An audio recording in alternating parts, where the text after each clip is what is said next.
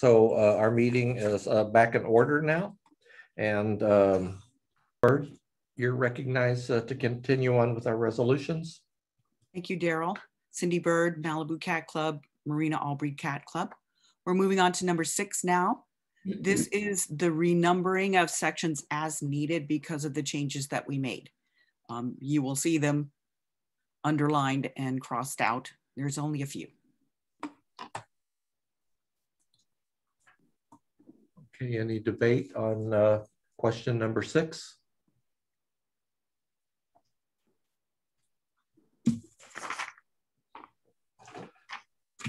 Okay, no hands are up, so debate is closed. Aline has opened up the voting channel for number 6.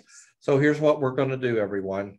We're going to keep the, once I say the debate is closed and we open the voting, we're going to keep the voting open while we consider the next question and are debating the subsequent question. And when we get near the end of that debate, then we will close on the prior question so that will give everybody plenty of time to vote. Okay, so voting is open on amendment number 6.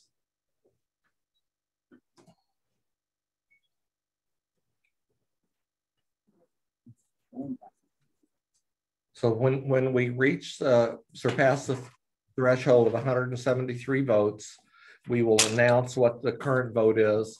The final vote will be tabulated in the minutes. Okay, Madam Secretary, if you'll read the results. Amendment 6 currently has 233 yes votes, achieving the 2/3 majority, and voting will remain open. So that number will change, and it's just changed. Okay, thank you. Amendment number 6 is agreed to.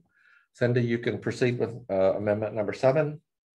Thank you. Cindy Bird, Malibu Cat Club, Marina All-Breed Cat Club. This is my final one. This proposal is to replace the word constitution in the Constitution with the word bylaws, which is the word used by New York not-for-profit law. I must apologize. They are not crossed out and underlined, because it would simply make such a mess of the Constitution that it would be so difficult to read. Okay. Leslie Carr, you're recognized. Unmute yourself. There you go. Sorry, took me a minute to unmute myself. I don't have any issues with this, which I'm sure is going to surprise people, but I do have a question. In the Constitution as it currently stands, if I read this, it says that all instances of the word constitution will be replaced by bylaw. But in our current Constitution, we refer to the Constitution of clubs. So does this mean that clubs now have to redo and submit their, what was a constitution as a bylaw, or will those be skipped in the rewording? Okay, Cindy Bird, you want to answer that? Even were we to change them to bylaws, the clubs do not have to change theirs. But my suggestion would be that we skip those. Thank you, because my thought would be that we would have to change them, and you'd now be asking all clubs to resubmit. Okay, thank you, Leslie. Mary Kolenchek, you're recognized. No, never mind. Okay. Okay. Leslie, you want to take your hand down? Rich, did you want to address this? I saw you reaching for your mute button. No, okay, all right. This was sort of a bugaboo with me when we first started this, because I was one of the people that downloaded New York not-for-profit law. And as I told Mary Oth, I said, Mary, the word constitution is nowhere in New York not-for-profit law. And so I said, I just felt like that we should change our word. It's the same document, and even Robert's Rules uses those interchangeably. So I think this is just a good move. So, okay, so we're going to close the voting on question 6. Okay, it is closed. Now, question 7 is open for voting. So please cast your ballots. Madam Secretary, would you announce the vote for Question number 7.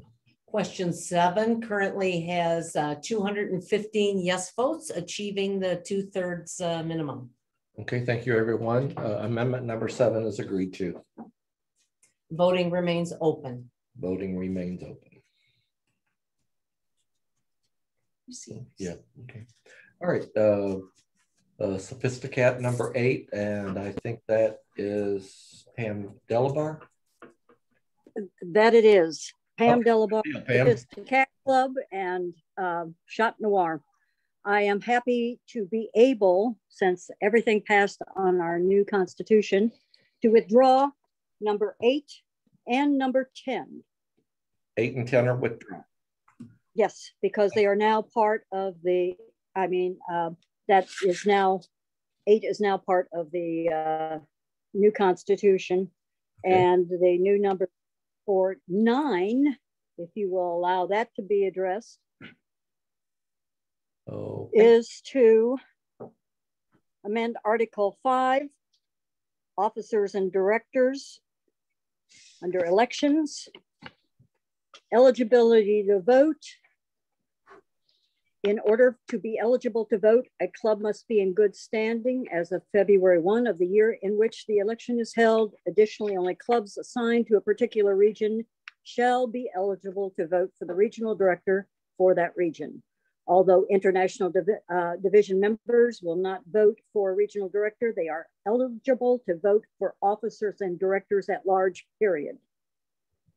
Article 9 of international, D, provisions of Article 4, Section 4, and Section 5 apply to member clubs in the international division.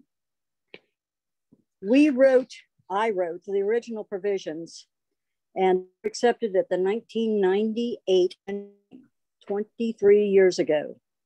Our member clubs in the international division are full partners in CFA and deserve to be recognized as such. Many clubs in the international division have been disenfranchised by national COVID-19 restrictions and by the restrictions on show production placed on all member clubs by the CFA Board of Directors in order to try to protect our cat fancy during this pandemic. One example comes immediately to mind, that is Kuwait Cat Club, who has religiously, excuse the expression, put on a show each and every February. Because of COVID restrictions, they were not able to either vote on officers, nor have they been able to seat a delegate. This has happened to several other of our clubs in the international division, and I hope the delegation will pass this amendment. Thank you, Pam. Debate is open.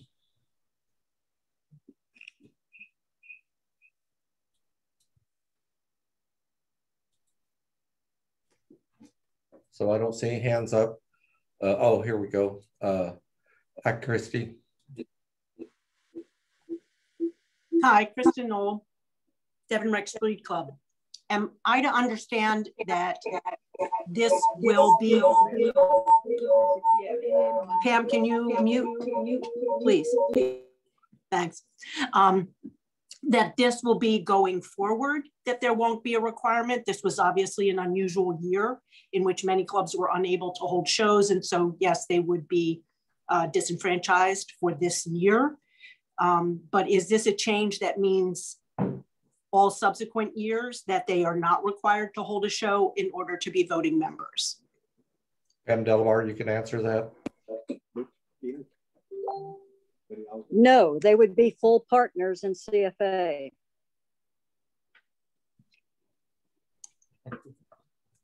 Okay, Mary Kolenchek, you're recognized. Mary Kolenchek, Lilac Point Fanciers and United Color Point Short Hair Fanciers, and I oppose this for one huge reason. The board puts much greater scrutiny on accepting clubs from regions 1 through 9. And seriously, it seems like every board meeting, you're just waving through a bunch of clubs. Now, maybe you somebody does due diligence on accepting those, but it's my understanding, rumor has it, that one person in China controls 40 clubs. And I can't prove that, but it scares the crap out of me. And I believe that there are it was said at yesterday's board meeting, there are 88 clubs in the ID, of which only 20 some have held a show. I could have accepted this if it wasn't so broad, if it was like that they had to have held a show within the past 3 years or something. But this is, once they're accepted, they get to vote, hold a show or not. So I can't support this. I think it's far too broad, and we could end up being the China Fanciers Association if this goes on. Okay. I don't know who you're talking about holding 40 votes, but I don't think that's true, Mary. Aline Chesnesky, you're recognized. Aileen Chavnisky, Turkish Angora Fanciers. I absolutely agree with Mary. I think there's a huge problem here, and there has been for years, because I can remember bringing up a long time ago when I was sitting at the table. Every time we got clubs from certain countries, it was, oh, they have millions of people, give them a club. Oh, they have millions and millions of people. They're all going to bring all these people in. I don't know that we're seeing that return, and I don't know. I just think this is, it's hard to explain without sounding, horrible. But I think Mary's right. I think we need to, if we're going to do this, if we're going to make this move, we need to start saying, okay, all club applications are given the exact same scrutiny, because I can remember years where no North American clubs were accepted. Years. I have yet to see one Chinese club be rejected. So something about that needs to equalize before we can extend this, I think, to the whole international division. Thank you. Clinton Parker, you're recognized. I have a question and then a comment. I'm actually not in favor for most of the comments have been made, but I do have a question in the actual text that maybe it's on my display. I'm just curious. It actually has the first line of section 2, item B crossed out. I think that's a mistake. I don't really think you want that removed, but my understanding is it's crossed out from what is that, am I just seeing that wrong, or is that there? Pam Delabar, you can answer that. It is not there. It was just the way that it got printed out. I was very careful the way I presented these amendments. Okay, thank you. Frederick Gaudier, you're recognized. Hello, I would like to support this change in our constitution. Yeah, can you hear me? Yes, your name and your club you represent. Yeah, I'm Frederick Godert, and I represent Jardin des Corates and Cataracte from France. I would like to support this change in our constitution, because I think it's really important nowadays to give all clubs worldwide the same rights and access to the vote in our association. I don't think we should take attention to rumors about what clubs are in abroad or outside of the United States. It can be interesting in the future to appoint in every country some survey in order to check clubs are existing clubs and can be absolutely on the same position in every place of the world. I think it's giving a real sign to each clubs everywhere that we are a global association. Thank you, Frederick. Pam Moser, you're recognized. Pam Moser, Lewis and Clark Cat Club. Is there an echo coming through? Yes, very bad. Okay. Call on me. I'm going to go somewhere else. Okay. I'll call you back, Pam. Brad Newcomb, you're recognized. You're muted, Brad. Yeah, sorry. Thank you, Daryl. Brad Newcomb, Triple Crown Cat Fanciers Association. I just have a comment on this. I think if we're going to be a global organization, which is what we're trying to do, we're trying to be a worldwide global organization. We need to find a way to include everyone. We can't just find ways to exclude because we don't want to agree or we don't want to allow. But we're calling, from my standpoint, we're kind of the pot calling the kettle black right now. We've got a bunch of clubs in the U.S. that are paper clubs that don't hold shows, but yet they continue to get to vote. But we're not going to allow other people to do the same thing. I don't think that is the correct way to handle any business. If we're going to allow ourselves to do that, we should allow everybody to do that, or we need to put a stop to it everywhere. That's my stand on it. Thank you. Thank you, Brad. Very well taken. Donna Fuller, you're recognized. I was going to make pretty much the same point. We have, I would guess, several hundred clubs in the US, regions 1 through 7, that haven't held a show or even sponsored a ring at somebody else's show in many years. So is it fair for us to have paper clubs and vote and not allow, especially like Region 9 and Region 8, they have as many shows as they possibly can when they can. So that's it. Okay, that's all I thank have you, to say. Donna. I appreciate it. Lori Conklin, you're recognized. Hi, I kind of take a different slant on that. First, I think we need to acknowledge that COVID has disrupted the universe, and the last couple of years should not be taken as our base example of anything. And I think the board has rightfully so made exceptions to some of our rules regarding show production and licensing during this period. However, the fact that we have paper clubs in CFA and we acknowledge that as a problem means that we should have great care about allowing additional paper clubs. I think that if we were to say you need to either present or co-sponsor or co-produce a show every 2 years, every 3 years, sponsor a ring in another show, but somehow show active participation in CFA rather than just amass lots of clubs that you can vote with later on. I'm not accusing anybody. I'm just saying we've seen it here. Let's make it harder for people to do that in other places. And I would love to see us turn around and cut paper clubs here. Enough said. Okay, thank you, Lori. Loretta Ball, you're recognized. Thank you. I agree with the logic. There are blocks, there are many blocks of clubs in this country. And I think that we should, why do the blocks in China worry us as much?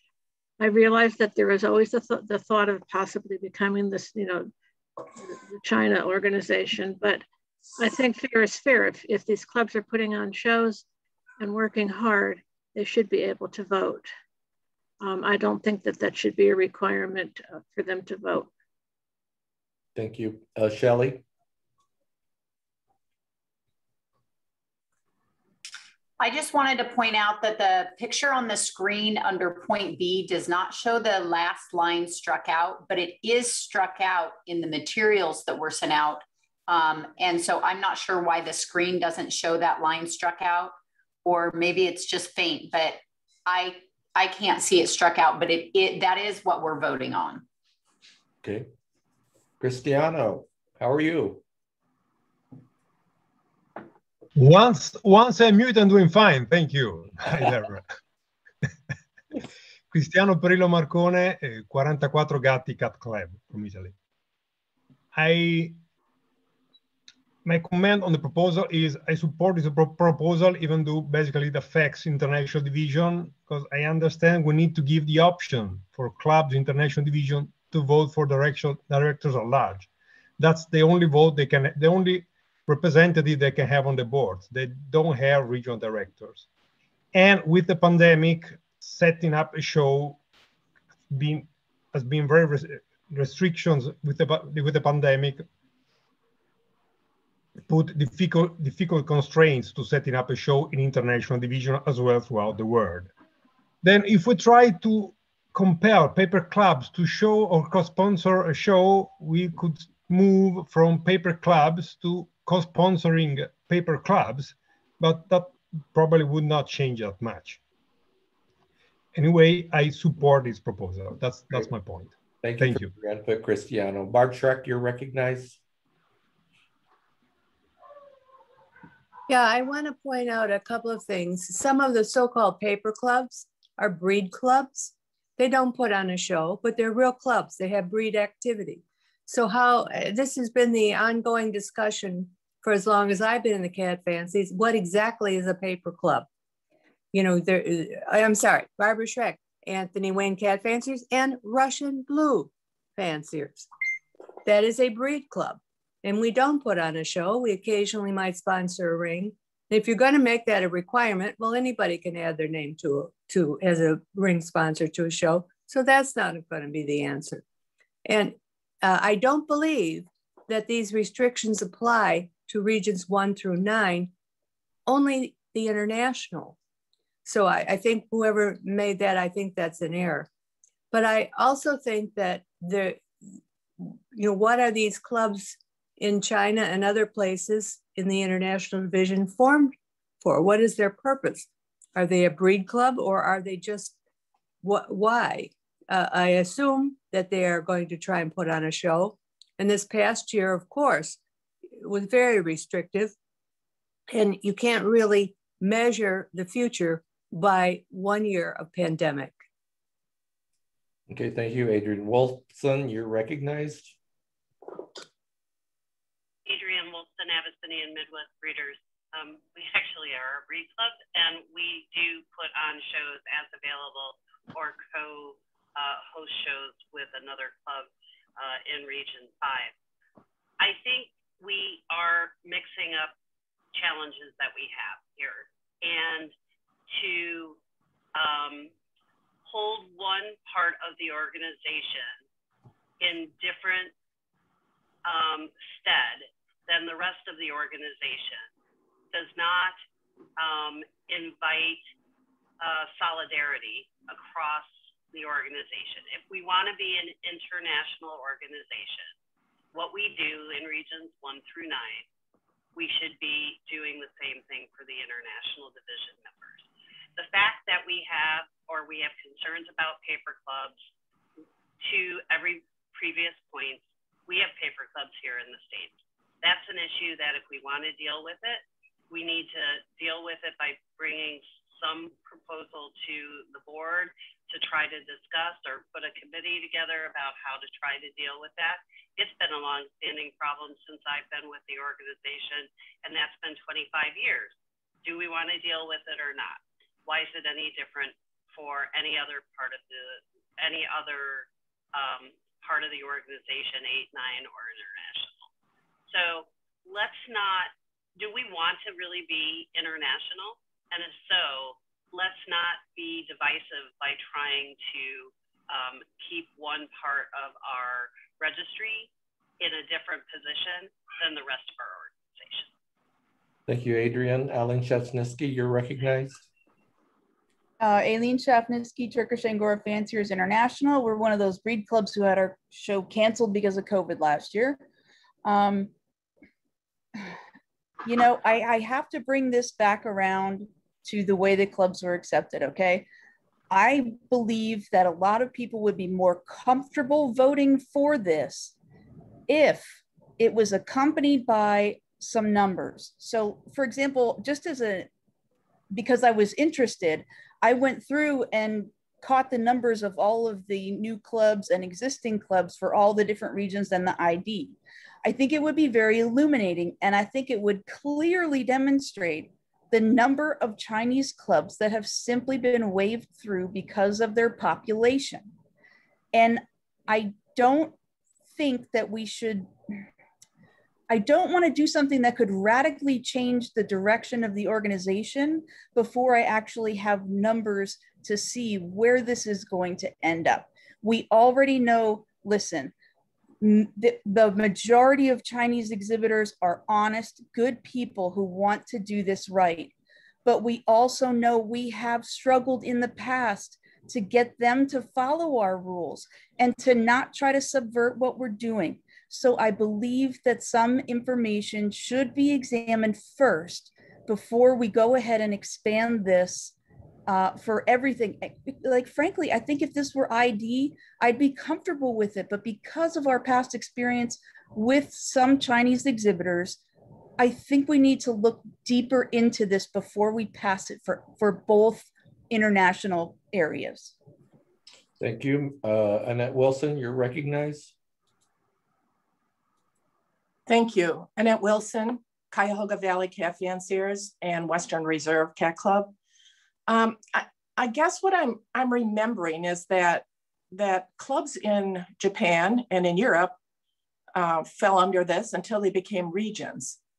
It seems to me that if an area of the ID or the ID as a whole, I'm not sure how that would work, is interested in voting on officers and directors at large and having a regional director, then they should really start looking at becoming a region instead of remaining in the ID. Thank you.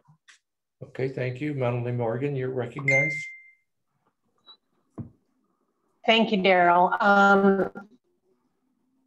I'm incredibly supportive of the ID and of China. However, I don't see this as a negative in terms of us having a double standard or being divisive. What I see it as is something similar to our setup with miscellaneous and provisional breeds. When we first bring in a brand new breed, when we first bring in a division, we set up a stage or an environment where they have the opportunity to basically learn how to function within our organization. They, you know, for a breed, they can revise their breed standard. For a division, they learn how to follow our rules. And while they're a division, we are far more lenient on the way that we look at accepting clubs, because at that point in their life cycle, we are encouraging growth. We're letting them basically learn how to get their legs underneath them and run. And we want to encourage that growth. So we're incredibly lenient about the requirements for clubs. We're incredibly supportive of bringing in new people. And we see a huge level of attrition during that time, but that's to be expected because it's a healthy growth period for them. I think that elevating them and saying, oh, we're being unfair and we're being divisive and we're not thinking globally is thinking glass half empty, not glass half full. This is their opportunity to basically prepare, as I think Annette or somebody mentioned, to become a region. And there should be a benefit to becoming a region. The big difference between an international division and then making that big jump up from provisional miscellaneous to that, you know, using that analogy up to being a region is this ability to be able to vote whether you put on a show or not. So I urge people to think of it that way. I don't think we're trying to be exclusive, you know, trying to exclude anyone or not encouraging people. Exactly the opposite. We're trying to encourage people to learn how to work within the system. And this is a healthy lifestyle. I'm going to recognize Pam Mosier because she got kicked out. Pam, go ahead. Okay, Pam Mosier, Lewis and Clark, Cat Club. I'm part of what I wanted to say, Annette said. You know, the region part, that's what everybody has to do. They come in, they have to come in, they don't have to, but they should come in as a region first. And then my other point is I brought this up at the board table yesterday, is that the clubs that are coming in China are coming, a lot of them, because they're not putting on shows, are coming in as paper clubs. The difference here in the US, all of the clubs that are now paper clubs, they were all working clubs at one point. So it's, you know, it's just the things that have happened that have caused them to become paper clubs, but they were all working clubs. Most, I mean, I can't say all, but majority of them were all working clubs and they were putting on shows. My objection is that they're coming in as paper clubs. They're not coming on and putting on shows. Thank you. Okay, that's your opinion, Pam. Barb Schreck, you're recognized.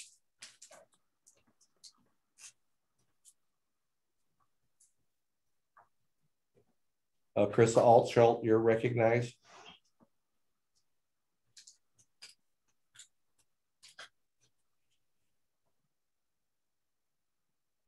Carissa, are you there?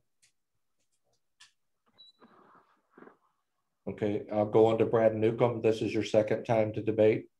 Yes, Daryl, thank you. Brad Newcomb, Triple Crown Cat Fanciers Association. I just wanted to touch on a couple of things. I know we're talking about this is the opportunity for people to learn our rules and become and grow and learn. But we're looking at international division. There are many, many countries that fall under international division and many areas that fall under international division that have been under international division for a lot of years. It's not something that is new. It's there, and they haven't been there for, say, 6 months or a year or 2 years. They've been there for a lot of years. Our Constitution calls out regions and what determines regions and who falls under that. That's a constitutional bylaw requirement. It is difficult to change regions because of our Constitution. It's very difficult for these people to become regions because of our Constitution. It is not like they have the right or the ability to raise their hand and say, hey, we want to be a region tomorrow. That does not exist for them. And because that does not exist for them, I think our Constitution in itself is part of what is divisive and is part of what is keeping them from being able to have their own voice. Again, I want to stress, if we want to be an international organization, which we are, that is what we are striving for. We have to find a way to include and allow these people to have a voice. We cannot put them all in one box because we got 2 or 3 bad people in China that have done some bad things.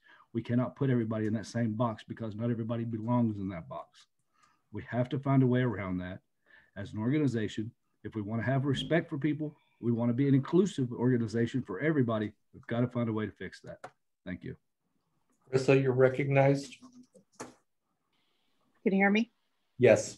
Okay. Carissa Altschul, Hugger Mugger, and Land of Oz Cat Club. I understand some people are trying to say that we need to be more inclusive. However, we are not actually an international organization. We are an American company that has expended our interest outside of the country. Our values, ethics, morals, and standards of practice are set by American ideals. We really have to consider how many clubs are outside of regions 1 through 9 and how those club members might have very differing ideals, standards, ethics, and morals, which are perfectly acceptable where they live. We've already encountered issues with this multiple times, but we were able to provide lenience because they were the international division. Do we want to allow our rules, ethics, standards, and morals to be radically changed by a majority of readers who are not in America and don't always abide by our beliefs? I agree with the others who are saying if they want full voting rights, then they should come in as another region. Certainly some areas of the country are nearly there, but when they come in as a region, no more lenience on breaking show rules and claiming ignorance. Thank you. Thank you, Carissa. Good points. Pam Mosier, your hand's still up.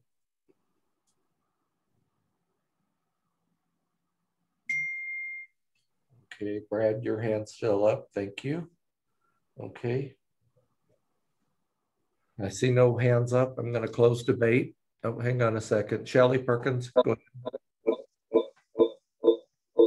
Hi.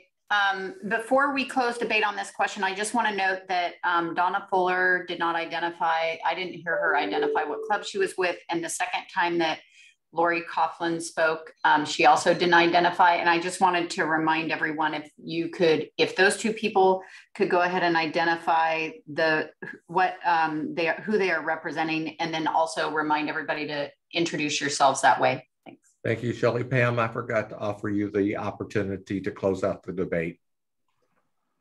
My apologies.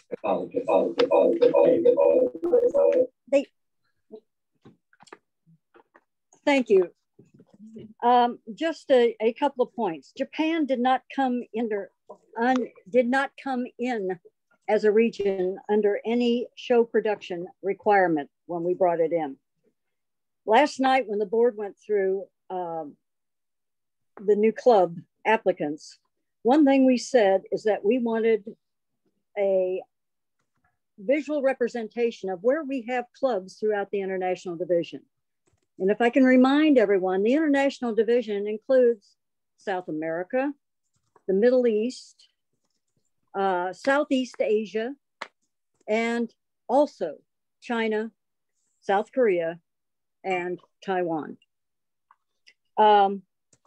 Paper clubs, I know more than anybody else who's coming in as a paper club and who is coming in as a bona fide show producing club. When we get the applications in, everyone said that they are show producing, they want to put on X number of shows in this location, or they come in as a breed club and say, we would like to sponsor some shows, whatever. But one thing I would like to remind everyone of, and let me read this. It is the policy of the Cat Fanciers Association to promote equal participation without discrimination or harassment on the basis of race, color, religion, gender, sexual orientation, gender identity or expression, age, national origin, or disabilities. We're a first-class organization. Let's not have second-class clubs. Thank you, Pam. That's one of the things when we had the Diversity and Inclusion Committee, I said, are we violating our own policy by discriminating against Asians, Muslims, and everything else? Donna Fuller, you have your hand up. I just wanted to apologize for not identifying my clubs. I'm representing San Francisco Revelers and Russian Blues West. Sorry. Not a problem. Thank you, Donna.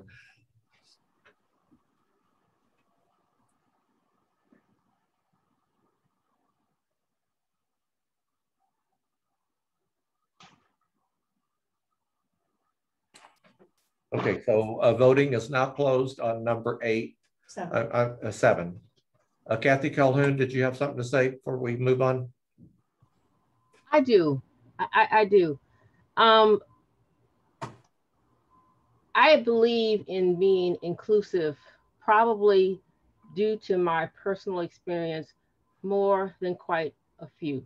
But I also do believe that we need to make sure that we apply the same standards and processes to all.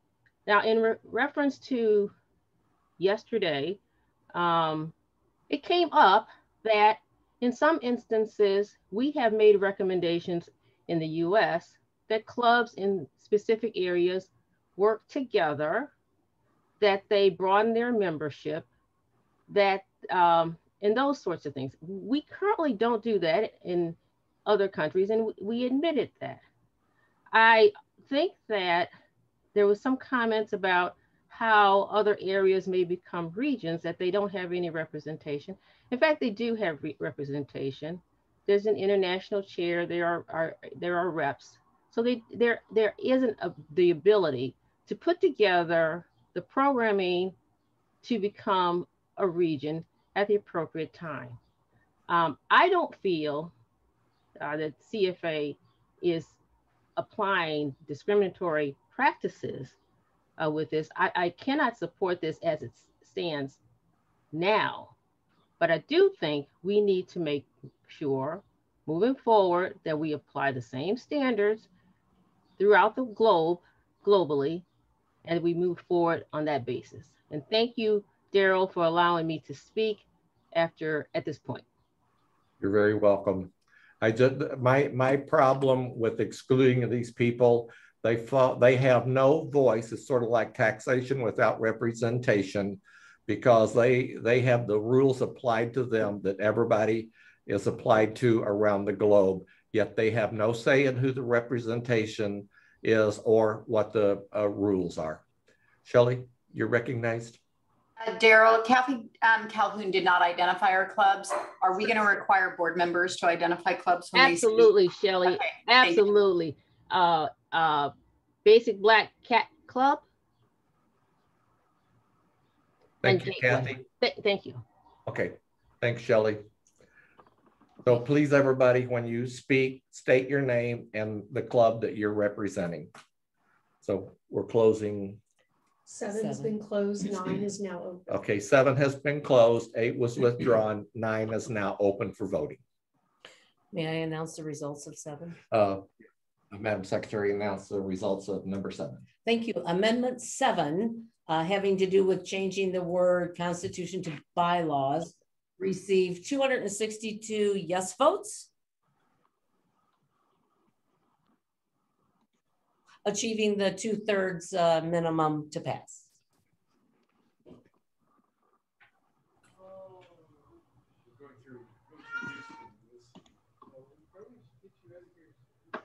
Would you like to declare that pass? Yes, the 7. Amendment number 7 is agreed to.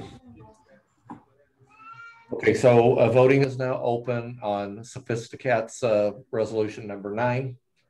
And that's an amendment, isn't it? Is it a constitutional amendment? Yeah, it's an amendment. I'm sorry, I said resolution, it's amendment. Number 10 is withdrawn. Shelley, can you move up?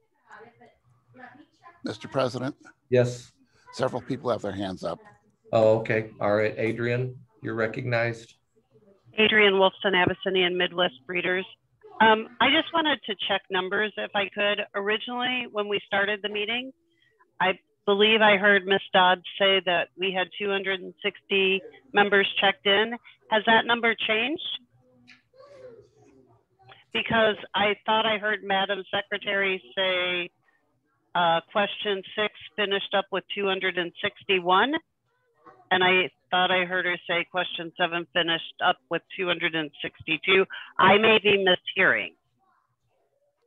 There were 280 Okay. people continue to log in. Okay, so we have 284.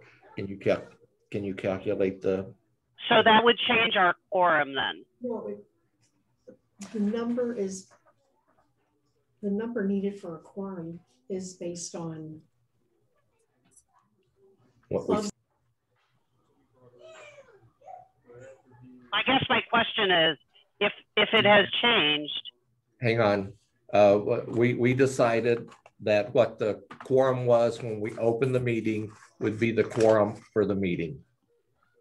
259. Yeah, Shelley, can you address that? doesn't change. We originally decided that because we weren't sure that the roll call would be able to stay open. If we have a new number of people who have entered in roll call, that will establish the new quorum number. So if it's 284, no. Shelley, it's going to change every 5 minutes as people come in and come out. It doesn't change as people go out, Daryl. It doesn't change as people go out. Okay, it was my understanding from your recommendation that we would, when we start the meeting, we would establish a quorum and a vote. And that's what we would vote on during, that's what the numbers we would use for the meeting. That's correct. That is what we originally set. Hang on, Shelley. Rachel wants to address it. Thank you. Thank you, Rachel Langer, CFA Secretary. In our special rules of parliamentary procedure, we established that the quorum for this meeting will be established by a virtual roll call procedure using the roll call item in our virtual voting platform, wherein each registered delegate or proxy who registers present to the roll call will be considered present and eligible to vote. At the time that number was announced at when the meeting was called at 299, if I'm not mistaken.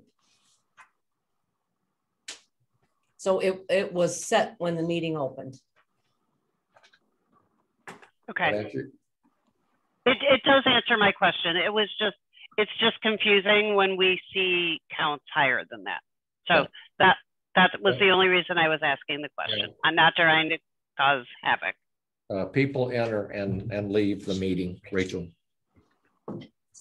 Okay, Tyler Deal.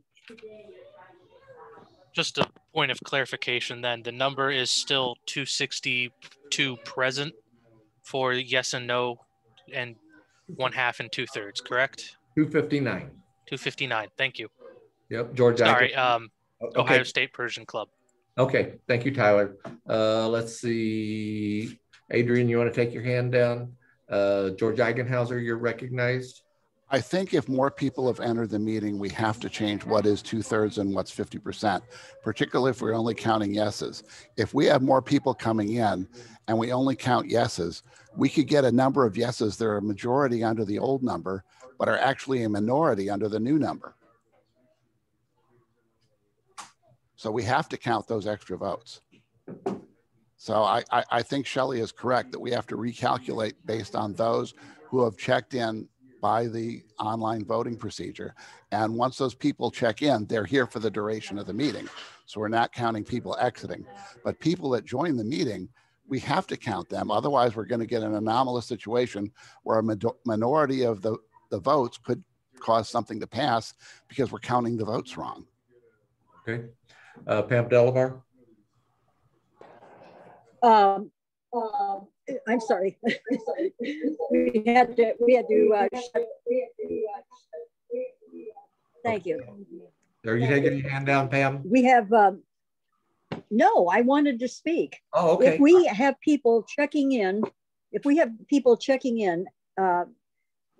every so often, we can't go back and redo the vote based upon when they were not checked in. So we're going to have, if we do not go with what is established at quorum at the beginning of the meeting, then you've got this living thing going on based upon when people check in, when we have already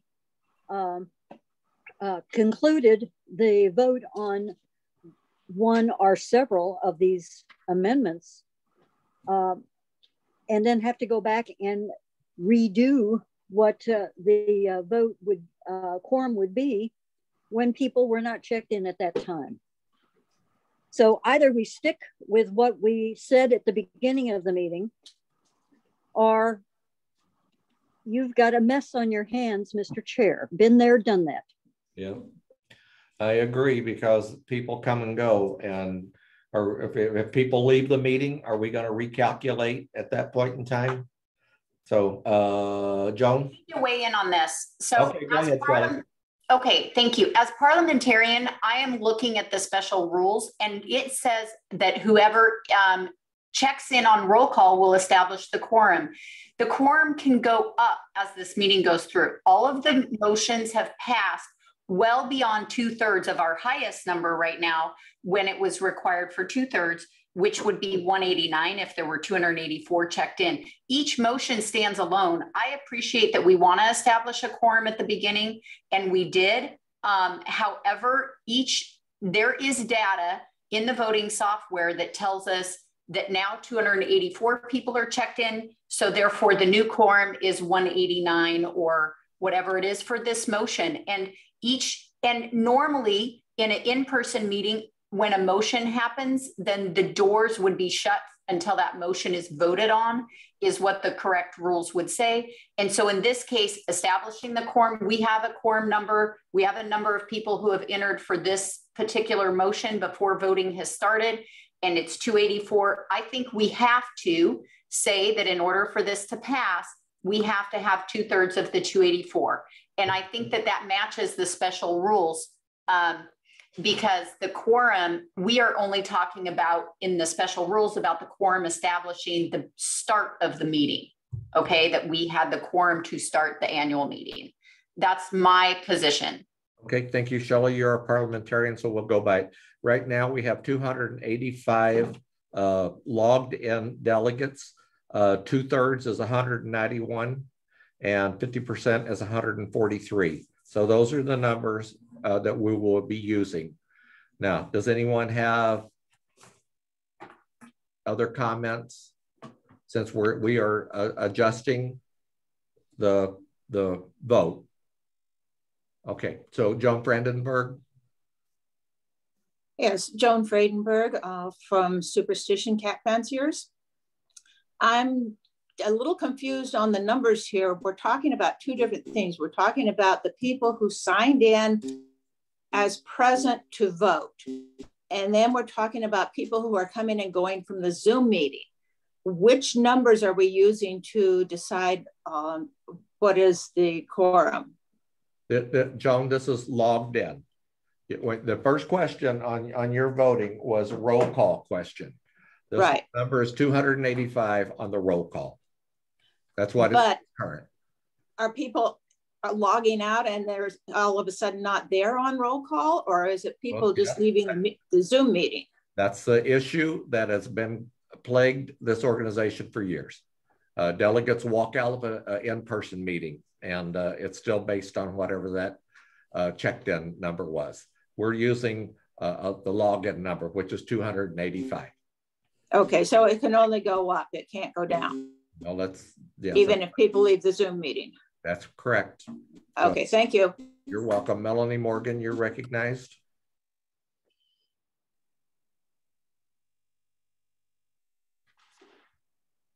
Okay, Donna Fuller, you're recognized. Donna Fuller, San Francisco Revelers, Russian Blues West. I have been going to annuals for 50 years. We have always used the number determined at the beginning of the meeting by the Credentials Committee for the official count number. So I don't think you can change that once you've started it.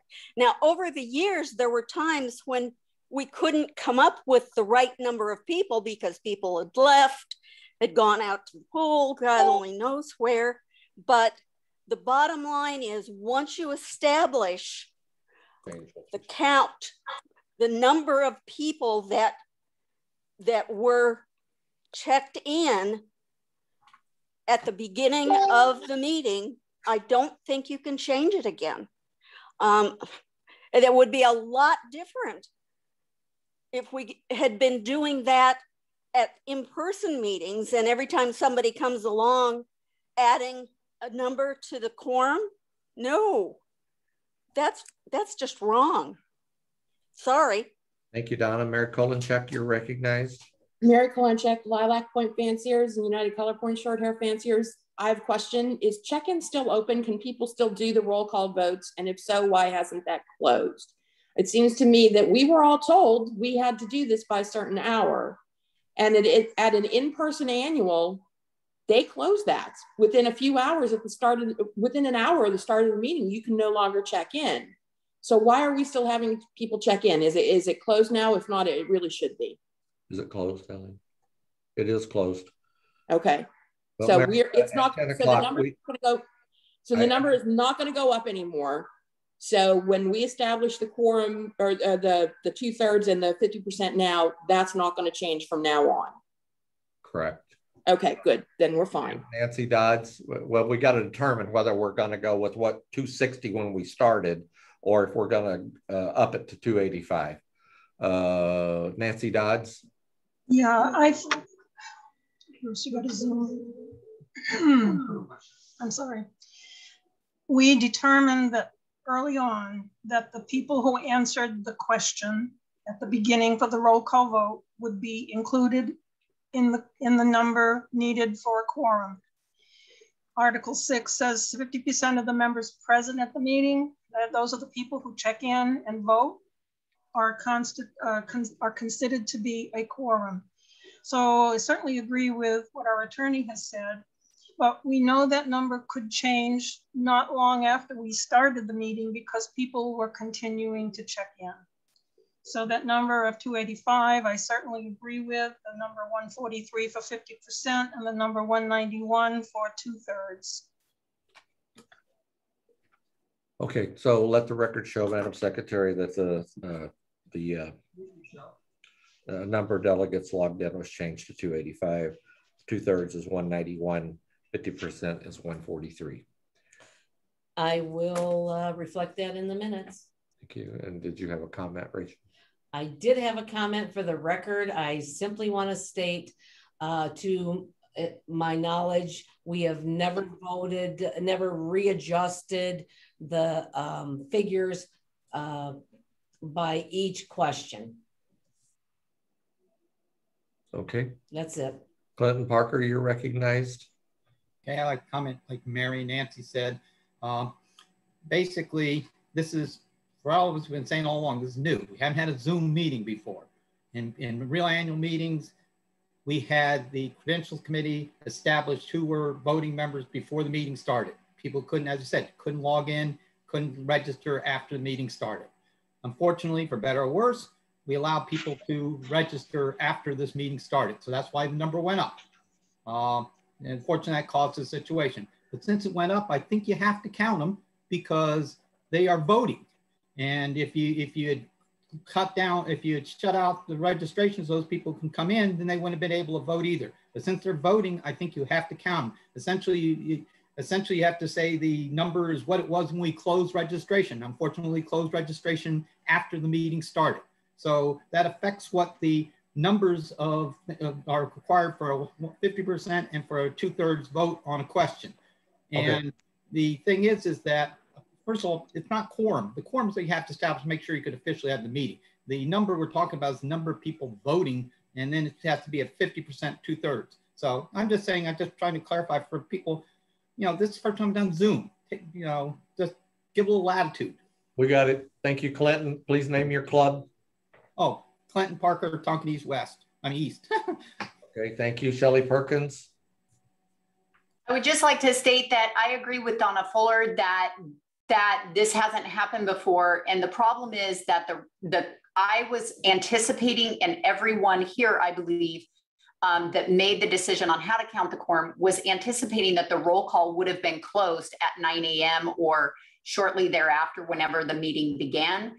And so if it didn't, and it allowed people to come in to vote, then we have to use the number of the people that were allowed to register. And that's why I believe George agrees that, or I agree with George anyway, that we have to use that higher number because we allowed them to continue to register. If we had shut off the delegate registration at 9 a.m., we would have adjourned the meeting because we did not have a quorum. And so it took us 15 minutes, and it's allowed in Robert's rules to delay the start of the meeting until you can get enough members to meet your quorum. That's exactly what we did. And if you saw us, we were all on phones calling people, telling them how to get logged in so they can be counted as a logged in delegate. That created a 15-minute delay. So I understand, and Alan kept it open for a little bit longer. We got 25 extra delegates, and which is the right thing because people need their delegates. They paid a fee. They need to be able to express themselves. So I'm good with 285, 191 for 2/3, 143 for 50%. Our great secretary has made that notation, and that's what we will do from voting forward. Okay, so we called the vote on number 9. Yeah, Rachel. The vote on number 9, having to do with the ID clubs, was 104 yes votes that did not achieve the 2/3 minimum required to pass. Okay, so the motion is not agreed to. So let's go on to number 11. Good morning or afternoon, Jackie Bennett, Ossacats International Ragamuffin Cat Fanciers in Bo the Pitbull. As opposed to reading this resolution, I'd like to discuss it quickly and answer some of these somewhat energetic discussions and concerns that have been brought. This resolution is to allow the Breeds and Standards Committee, as appointed by the president and the board, to make housekeeping changes only as specified to and limited to grammatical, capitalization issues, typographical mistakes, and misspellings on standards which are publicly released documents and are the face of CFA, with the ratification of the elected Breed Council Secretary and further approval of the Board of Directors without a full ballot item to the full Breed Council secretaries. Now let me make some answers to the concerns that I've seen to reassure people. The first thing, this would allow the Breeds and Standards Committee, not only this year's Breeds and Standards Committee, but those Breeds and Standards Committees in the future, to assure that our documents, which are our face to the public, are grammatically correct. We have several examples of very poor grammatical issues, some of which over the years have been corrected by ballot items, some of which are not. My personal favorite is the requirement of Maine Coons to wear underpants. That was in the standard for a very, very long time. What we are looking for is the ability of this committee, which is established by the board, to help with the breeds and standards and to assure that we are the face of CFA in the proper documentation, to make changes throughout the year, not as ballot items, which would then clog up the work with central office at one time a year only and increase the actual administrative requirements, and would allow us to change them and keep them professionally written over time with full ratification of breed council secretaries and the board. It would not allow anybody to make substantial changes to the standards. We are talking capitalization of non-proper nouns. We are talking egregious misspellings, underpants versus underparts. We are talking about typographical errors. That is all we are speaking of. I know there are people who are concerned that the council would be overstepping its bounds and would make changes, such as the changes between the exotics and Persians and the color point short hairs and the Siamese. That would not be allowed in this proposal.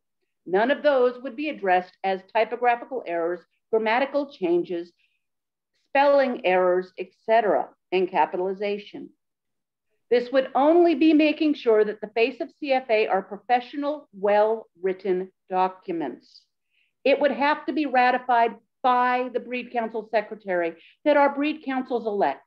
So you would trust your breed council secretary to be your voice to protect your breed. It would further have to be ratified by the board that we elect to represent ourselves. It would allow continuity. Our standards should not get in the state they are now in a single, exactly, George, let's eat grandma versus let's eat, grandma. We don't want to eat grandma.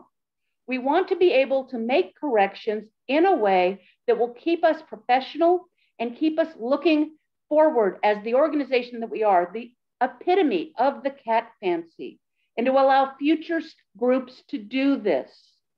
The fact of the matter is, yes, we can do it as a project. And if this fails, the Breeds and Standards Committee will do it as a project, which will cause large ballot items to go out every year for every breed that agrees.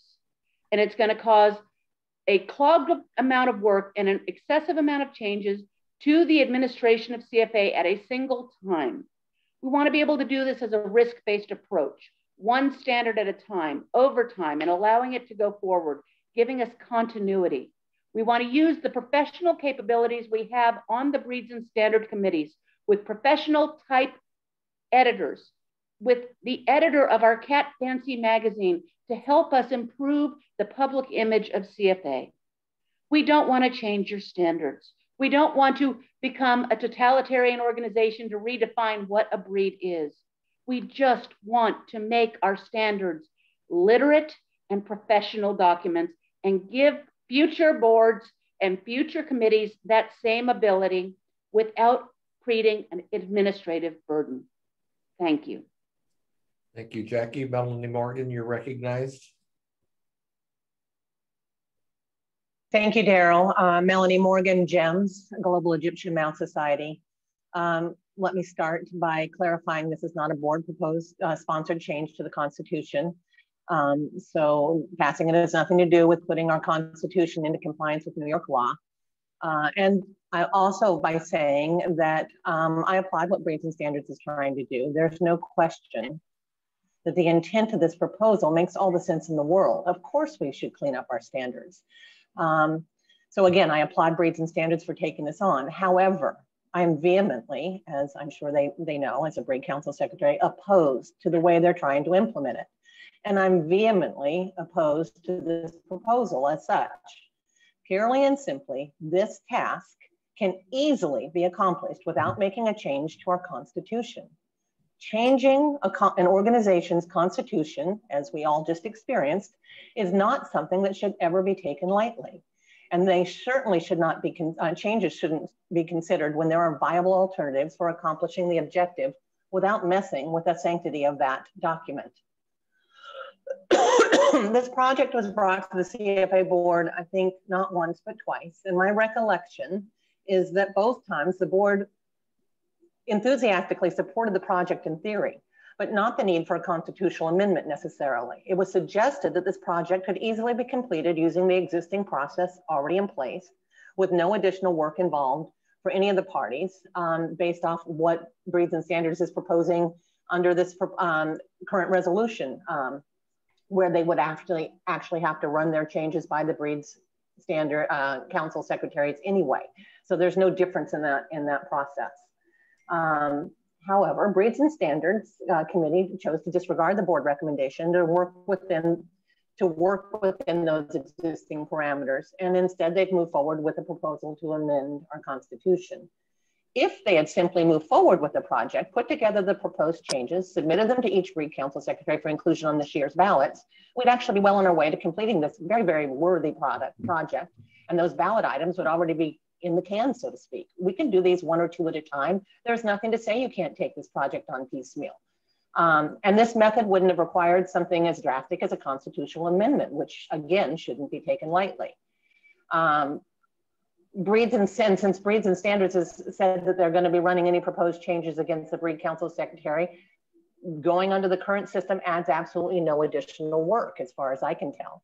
By doing this ahead of the usual time crunch for the ballot submissions, we'd effectively bypass any workload backlogs and allow them to move forward and work within the existing system. There are viable ways to accomplish this project without messing with our Constitution. As a Breed Council secretary for almost 2 decades, an active breeder, and an advocate for CFA, I urge you all to vote against this proposal. Thank you. Okay, thank you, Melanie. Monty Phillips, you're recognized. Personally, as a Breed Council member, I always believe that the Breed Council should be the one making the changes, period. Monty, name and club. Oh, Monty Phillips, Cattle on the Fox. Sorry about that. Thank you. But again, I agree that if you want to make a typographical fix, let the Breed Council know that you need to have a typographical fix. Let them put it on the ballot. Let them vote on it. I don't think that should be a decision made by somebody else. Okay, thank you, Monty. Brad Newcomb, you're recognized. Yeah, Brad Newcomb, Triple Crown Cat Ventures. I was really going to just stress the same thing Monty just said. We have breed councils for a reason. I understand the breeds and these standards have been changed so many times and things have been added and we've got grammatical errors and things that need to be corrected, but that is what we have an elected breed council secretary for. They should be doing our housekeeping of our breeds and standards, and it should be all working together with the Breeds and Standards Committee as well as our elected breed council secretary. That was just the point that I wanted to stress. I think they all need to be working together, and then the breed council members themselves should have some notification or some understanding. There are things that read in there, just like she said, let's eat grandma or let's eat comma grandma. But there are things that are in there that may not make sense to some other people that don't know or understand the breed, that are put in there to actually read exactly the way they read, but they don't make sense if you don't know or understand the breed. Okay. Thank you. Thank you, Brad. Lori, you're recognized. Unmute. Lori Coughlin, Greater Lancaster Feline Fanciers. First of all, I greatly appreciate the desire of the Breeds and Standards Committee to give us a more professional face with our printed materials. I totally support that. But I do not believe that this is the sort of thing that rises to the level of a constitutional amendment. I think there are other ways to accomplish this. And I had a very productive email from Teresa Kiger just yesterday, I think, that suggested perhaps we need to put together a style manual for our publications that would eliminate some of this bizarre capitalization of non-proper nouns, etc. If we provide proper guidance for the style we want used in CFA and let the breed councils come up with their texts and then let Breeds and Standards proofread it. It's a very simple step then to put it on the ballot for the next election or the next ballot for breed council materials. Some breed council standards, like that for Russian blues, have not changed since the dawn of time. Others are more flexible. But if we provide that guidance with the style manual, we provide a proofreading group, which I will volunteer for, and then just put it on the ballot, it's one and done. There won't be that many coming up every year. But again, thanks for the desire to make it professional. Thank you, Lori. Mary Kay, you're recognized. Mary Kolenchek, Lilac Point Fanciers and United Color Point Short Hair Fanciers. I've been a breed council secretary of 2 different breed councils. If anybody had pointed out a grammar or spelling or capitalization error to me, it would have been on the next ballot instantaneously. And I would have called each breed council member to make sure that they supported fixing it. I would have made those changes. And I think that my question is, why haven't breed councils even been given a chance to make those changes before this amendment was put in? Did anybody ever ask the breed council that has the underpants in it whether or not they could fix it? Also, we vote online now. We have electronic balloting for the breed councils. We can have an off-cycle vote. If the Breeds and Standards Committee wants to do a set of breeds, a set of them at a time, they can do a set of them and do them throughout, do multiple votes throughout the year. So I see this as very unnecessary. And Melanie was very eloquent about this, and I support everything that she said.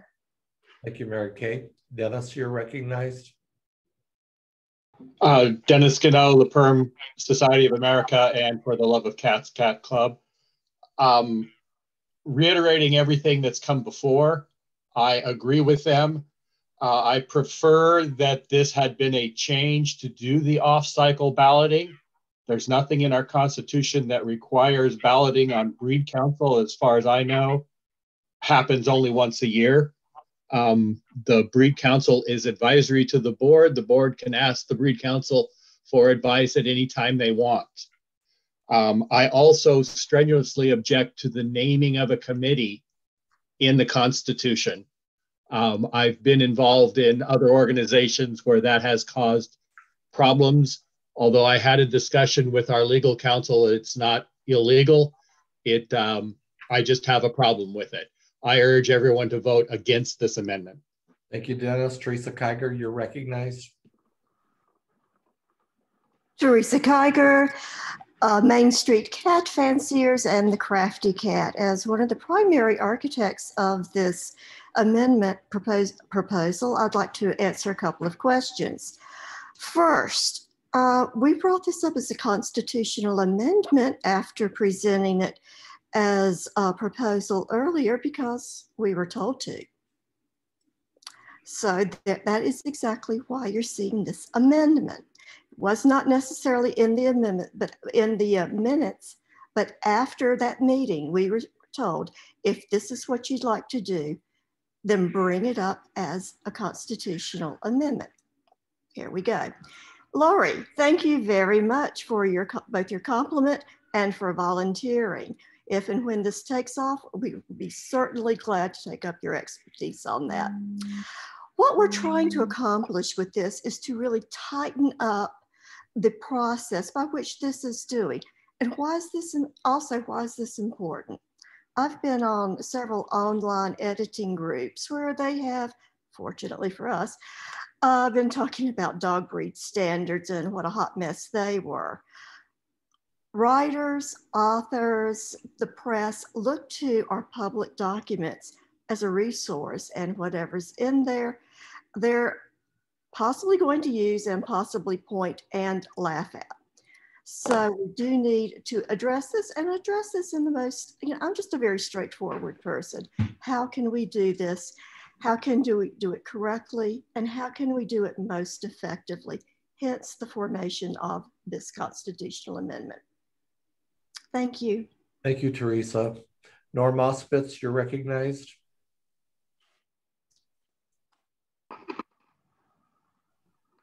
Can everybody hear me? Yep. Yes. Okay. The problem here is way back when, breed councils were embedded in the Constitution this way. And duties of breed council secretary, while scant, they're there. And so I don't see any legal way around this. Mr. Auspitz, for the record, I don't think everyone can hear you. You need to get closer to your microphone. Is this better? Not really, Norm. I'm going to go to Martha's computer. When this all came out, we were concerned that it was going to be embedded as a constitutional amendment for just this reason. So any change to any standard requires breed council acceptance. Any change. The Constitution is clear about that. So what you've got to do is amend the Constitution to allow other kinds of changes that are minimal and not going to hurt the standard. So I don't see any way around to accomplish this without having a constitutional amendment. I agree. It's like using a hammer to kill an ant, but we did this to ourselves long ago and we're stuck with it. Okay, thank you, Norm. Annette Wilson, you're recognized. Okay. All right. So again, I would just like to agree that I appreciate what, can you hear me? I'm sorry? Name and club. Oh, sorry. Annette Wilson, Cuyahoga Valley Cat Club, and Western Reserve Cat Club. Can you, Martha? Oh, okay. Annette Wilson, Cuyahoga Valley Cat Club, and Western Reserve Cat Club. Did we get that? Yes. Okay, thank you. I can't tell if I'm talking or not. I'm back. Okay, Annette. Okay, thank you. Yeah. I don't know what I'm talking about anymore, but no surprise. Well, while I understand all of the reasons to clean up the standards, as far as punctuation, spelling, grammar, and capitalization is concerned, I certainly believe that can be accomplished without amending the CFA Constitution. Changing our breed standards in any way has been, without breed council member approval, has been embedded in our Constitution for quite some time, and I don't think that needs to be changed. The breed council can use the current breed council balloting process to request the changes quite easily, and they'll be presenting basically the same information that they're saying they would do to the breed council secretary in their rationale. So I would encourage folks to vote against this constitutional amendment while celebrating their ingenuity in coming up with some project that truly does need to be done. Thank you. Thank you, Annette. Nancy Peterson, you're recognized. Nancy Peterson, Long and Short of It Cat Club and Penn Jersey Cat Fanciers. I was a breed council secretary for many years, and we already have a process for this, as Annette said. As breed council secretary, every year you should be working with the breeds and standards chairs to put things on your ballot that your breed council members submitted or to correct errors. There's already a process for doing this. We don't need to have something in the Constitution. Thank you. Thank you, Nancy. Lori, did you have a comment? No. Okay, Jackie, you want to bring it home? Yeah, sure. So Bo and I would like to point out a few things because I still have this monster in my lap. One, to answer the question that was made by Mary, if somebody had pointed this out, I would change it. I applaud you, Mary, and I know how hard you work. However, I can give 4 different examples this past year of issues which were brought up to breeds which had standard changes where we said, can we please do this with you? And we were told flat out, no. They didn't want it done. It was too much work. The second issue that I would like to point out is that the first time our council brought this to the board, it was to ask permission to do this and to get their input. And it was the guidance of the board that we didn't have the ability to do it, and it was ruled out of order, and it was suggested that, again, to do this, we would have to change the Constitution, hence the constitutional amendment. The second time we brought it up was as a courtesy to the board saying, at your recommendation, we're going to propose this. Are you guys okay with it? Do you want it to be from the board, or do you want it to be from the clubs? The board said, make it from the clubs. At no point did we suggest this was a board recommended amendment, although we do support it. Again, it is a huge project. Every time we have ballot items, it takes a great deal of effort at central office and through the club secretary and through the Breeds and Standards Committee to get these items scrubbed, and Bo, please move, to get these items scrubbed, cleaned, and through. We do proofread them, we do ask for changes, but the ultimate decision is the Breed Council secretary. Another comment that was brought up to me was that unlike some of the amazing Breed Council secretaries who've spoken today, some Breed Council secretaries do not talk to their councils very well. It's an unfortunate truth. They make the choice of what to do. Yes, there could be a style guide. Yes, we do have a style guide, but there needs to be a project to go backwards for the 45 existing breed standards. Yes, theoretically, we can do out of cycle ballots. It's still adding a huge amount of work to central office to do this. It can be done. And if this is voted down, we will do it as a project. I disagree with Ms. Melanie's statement that it could have been in the can already. I don't believe this council could have done it in this time. We're asking you for the permission for our council and the councils going forward to keep the face of CFA, the amazing professional organization it is, and give this committee the power to do that going forward with full agreement by the duly elected Breed Council secretaries and the board. There's no rogue board. We don't want to make changes to the standards without consultation. We don't want to make changes to the standard in some sort of star chamber activity. If you vote this down, we'll do it as a project, as has already been suggested. Yes, Dennis, I know Breed and Standard Committee, not council. The fact of the matter is you elect your Breed Council secretary. Therefore, it is their responsibility to consult with you if this were suggested. The fact is that some Breed Council secretaries don't want to go through the effort. So this would allow us to help them help themselves, and it would give us continuity. Thank you for your consideration on this. I hope you support it, but if you do not, please know that your Breeds and Standards Committee will continue working to help us improve the quality of our standards through the existing structure. Thank you, Jackie. So we've had the closing argument there. So debate is closed. Aline, have you opened up the ballot voting? Close out the prior one. And now open. Okay, so the voting is open now? Yes. Okay. All right. So it is 12:57 Central Time. And next, before we go on to the break, let's go ahead and bring Nancy Dodds in from Credentials for election results.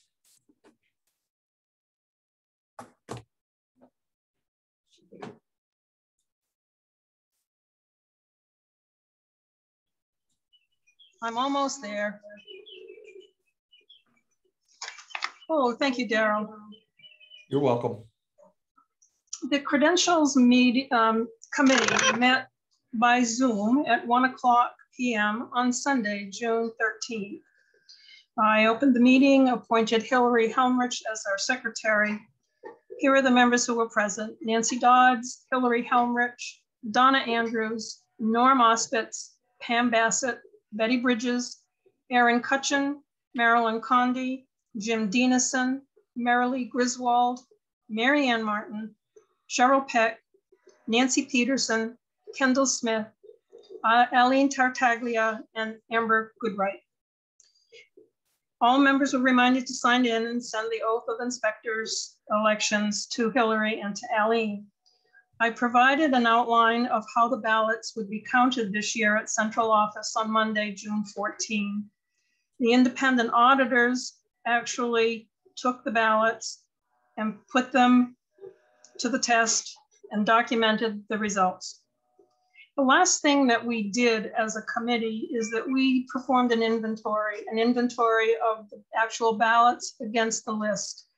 And sometimes when we have a face-to-face meeting, we don't always agree with the totals that we're presented with, but this time we absolutely did. The ballots were sent to us overnight, and Hillary and I got together yesterday and validated and reviewed the ballots. But before we get there, we have some things that we need to tell you about. We ended up last year with 594 clubs in good standing. There were 16 clubs added between then and now, 3 from regions 1 through 9 and 13 in the international division. I'm not going to take the time to read all of those to you, but they will be included in the report. There were 21 clubs dropped from membership this year.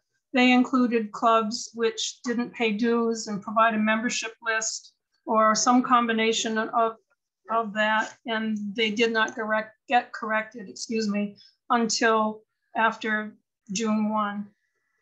There were also 6 clubs that retired membership since June 1 of 2020. So if you take the math and take 594, add 16, subtract 21 and 6, you come up with 583, and that's indeed 583 clubs were in good standing as of June 1 this year. We talked about the quorum being a subset of the 583 clubs. We had to deduct the number of clubs in the international division that did not have a show, and that number was 66. So we came up with a total of 517, which was the 100%, and we divided that by 2 to come up with what the quorum had to be, and added it back in the 2/3 vote. Now, since we started, of course, you know that number has changed. In terms of the ballot for director at large, the information and the link to vote was opened on March 25th, 2021. They emailed reminders on May 27th, and the ballots were received daily. The deadline for receipt of those ballots was June 1. There were 455 ballots that were received as by the end of the deadline. So 455 were received. Only 1 club did not vote online, and that vote was done by fax. We examined that ballot as we would at a regular face-to-face meeting and determined that the ballot was accurate. The online ballot won't let you vote for any more than 5 or fewer than 5, but we had to verify the handwritten ballot to ensure that all the requirements were met for voting, and indeed it was. 2 clubs were not able to vote online and were not apparently aware of it until the date that the voting closed. They subsequently sent in an email saying, here's who we voted for. But the instructions all along have been very clear. You can you can fax the ballot, request a hard copy and fax it, or you can vote online. There was no provision for someone sending an email. And particularly since we're very careful not to reveal the name of the club that's voting, it was very clear that you could tell who voted by email. So we did not accept 2 ballots because of that, and I'm not going to call them out at this particular time. One of the issues that we had to deal with was the proxy form. The following statement was removed in 2016 without a review by the board or the credentials committee. And the question came up, well, should we reinstate this question? Excuse me, this statement. The statement is, you may not proxy vote as an elected delegate and then accept another vote as a proxy. We discussed it and we decided and voted to leave off this additional statement. I think this statement was added in back when voting occurred at the annual. We actually did vote for officers or regional directors and directors at large at the actual annual meeting. So having reviewed this situation and reviewing the statement, the committee agreed to leave it off.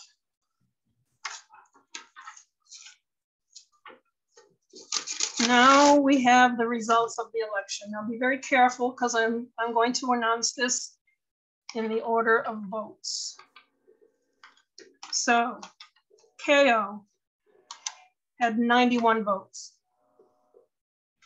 She, 103 votes. Rogers, 108 votes. Baugh, 138. Bird, 157. Black, 170. Peter, 202. Webb, 202. Wilson, 205. Hannon, 216. Krasnowski, 223. Eigenhauser, 224.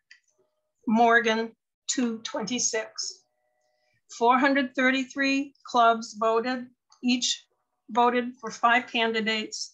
We had 2,265 votes in those 433 clubs. The people elected Wilson, Hannon, Krasnowski, Eigenhauser, and Morgan.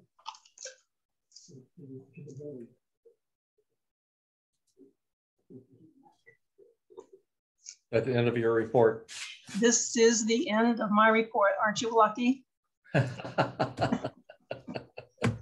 Nancy, you do a great job. Thank you, Daryl. And congratulations to everybody. Yeah, congratulations to Annette, Mark, Carol Krasnowski, George Eigenhauser, and Melanie Morgan. And we will see you on Sunday morning.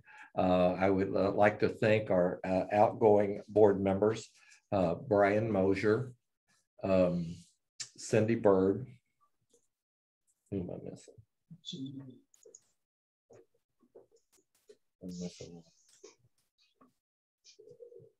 No, that's it. No, the outgoing board members, Cindy Bird, Brian, is that it? Yes. Okay, that's right. Okay, all right. Thank you guys for your service. We really appreciate it.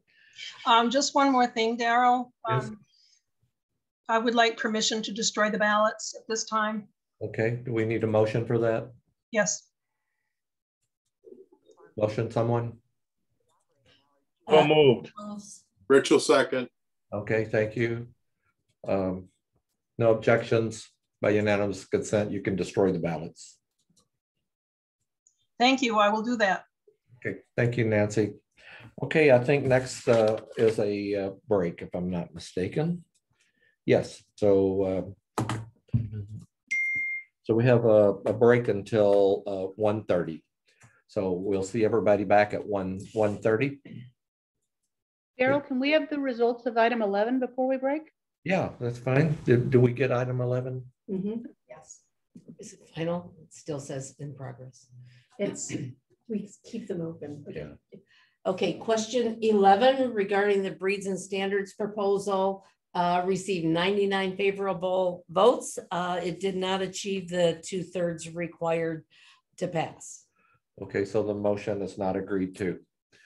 Okay, Jackie, you guys have got your work cut out for you. Okay. Yepers. Okay, all right, we'll see everybody.